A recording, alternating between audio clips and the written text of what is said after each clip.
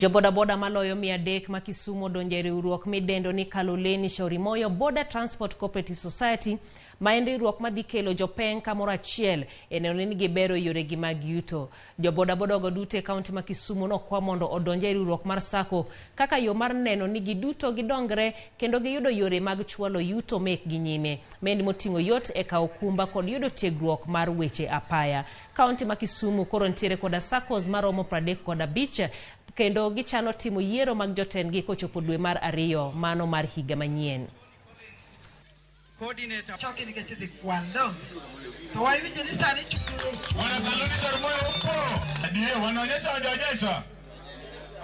Ber ma gidhi yudo sako mokwongo gibro bedo ka giyudo insurance through sako nwach ni wayudo ni kichulo insurance ka ng'ata achiel to ntie pek to through sako wabro negotiate gi stakeholders mag insurance to biro miyo through sako to wabro miyo gi nengo modok piny.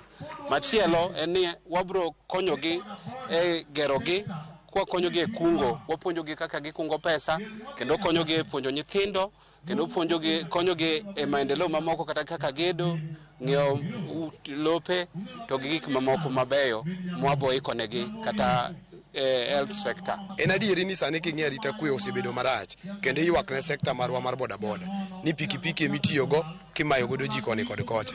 Koro jowa mantiere cooperative ntiere yo mwaseketo coding ma wang'e ni gin jomage ma kata komak ng'ato kod makosa moro kata ka wakia ni ne en ng'ato wang'e pikipiki to wang'e ni wuon pikipiki no en ng'ama chalo nade. Nyaka sani wan gi SACCOs 35 mosebedo formed every ward. Owacho ni by next year February wadhi timo election mar Kisumu County bodaboda man nigi offices 9 kotelo gi jakom secretary gi jagoro kadhi kamano. The same to sub county wadhi bedo gi offices 9 motelo gi jakom gi jagoro kamano nyaka ward kairi. Jakom ni wadhi bedo spokesman mar bodaboda overall chairman. Timore kamano sub county nyaka ward. Motelo SACCO bedo gi jakome but ti jakom achielo madhi bedo overall chair. Mano wuono bodaboda to wadhi kwano ni ka wasekawo